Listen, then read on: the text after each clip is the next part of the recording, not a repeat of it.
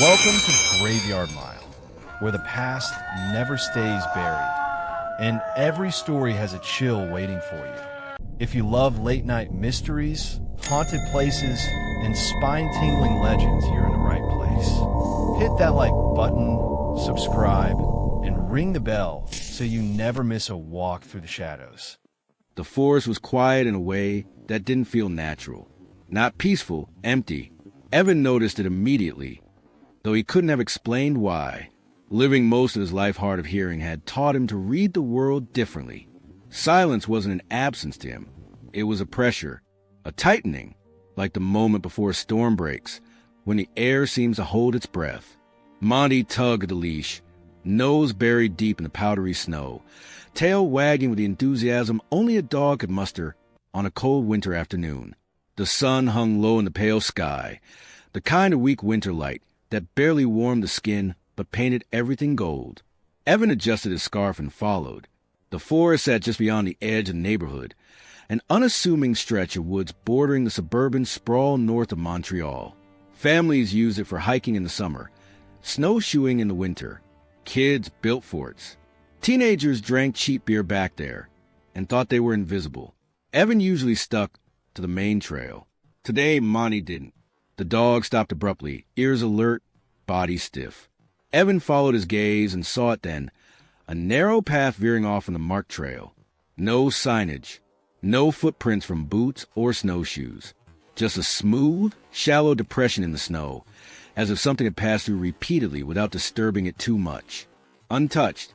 That was the strange part. Fresh snowfall blanketed the forest floor, undisturbed except for animal tracks, rabbits, squirrels, deer. But this path was clear, not trampled, not packed down, pressed, like the snow had been gently pushed aside. Monty whined softly and pulled. Evan hesitated. He had lived here 3 years and never noticed this trail. He was careful by nature. Being hard of hearing meant he avoided surprises. He liked open spaces, visibility, predictability. But curiosity has a way of slipping past caution. "Just a minute," he murmured, more for himself than the dog. They stepped off the main trail. The forest closed around them almost immediately. The trees stood dense and tall, branches heavy with snow. Evan felt the subtle change in pressure. The way the air seemed thicker. His breath fogged his glasses. Monty moved ahead confidently, nails crunching softly against ice. The path curved gently, winding deeper than Evan expected. After only a few minutes, the main trail felt impossibly far away. Then the trees opened. The clearing sat like a wound in the forest. It was circular, too perfect, about 30 feet across.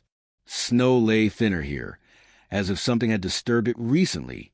In the center stood a structure, low, hunched, ugly, a shelter, not a tent, not a hunting blind. It looked like it had been pieced together from scavenged materials.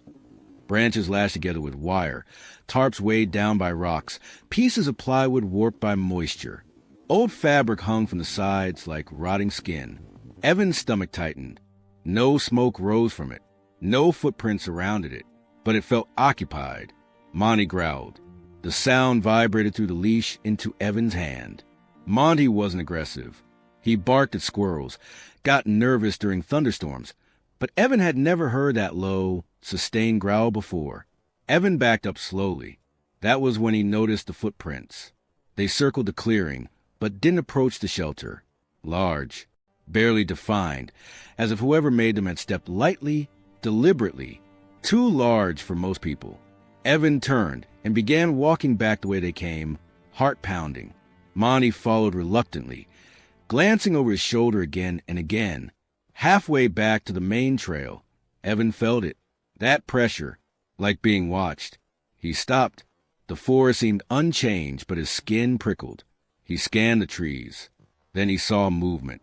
A figure stood between the trunks, partially obscured by branches. Tall, too tall. The man wore a white camouflage jacket, blending almost perfectly with the snow. His face was shadowed by a hood, but Evan could make out the shape of a beard, dark against pale fabric. The man's lips moved. Evan couldn't hear him, but he was muttering. The man tilted his head, as if listening. Evan backed away. The man took a step forward. Monty barked, sharp and loud. The man stopped. They stared at each other for what felt like an eternity. Then, without warning, the man turned and disappeared into the trees. Evan didn't wait. He ran. Evan didn't tell anyone about the clearing. He told himself there was a logical explanation. Some transient, maybe someone camping illegally. Quebec winters were brutal, but people did desperate things. Still, he avoided the forest for the next week.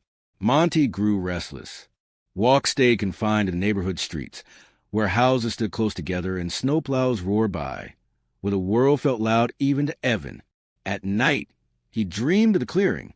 In the dreams, the shelter was always closer to his house, always waiting. On the 8th day, snow fell again, heavy, wet flakes that coated everything in white.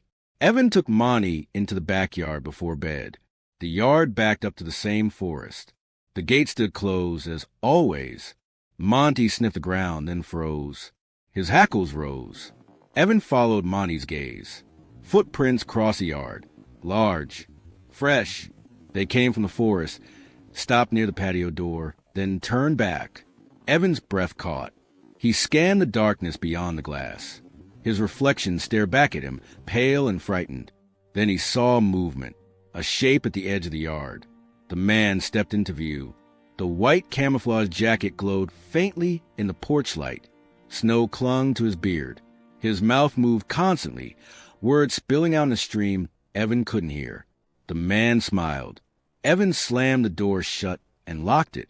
He grabbed his phone and dialed 911, hand shaking so badly he nearly dropped it.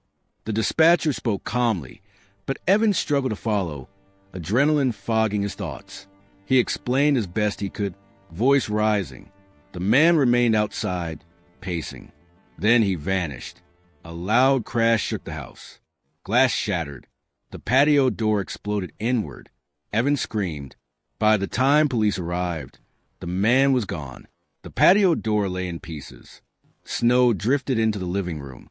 The backyard gate stood open, swinging gently. The forest beyond waited in silence. Police searched the area but found nothing. No man, no shelter, no footprints. They suggested Evan secure his home, install cameras, avoid the forest. He did all of it. Still, some nights, he swears he sees a white shape at the edge of the trees, muttering, listening, waiting. Evan never walks secluded paths again, but the forest remembers him. And sometimes when the snow falls just right, a narrow path appears, untouched, leading straight from the trees to his back door.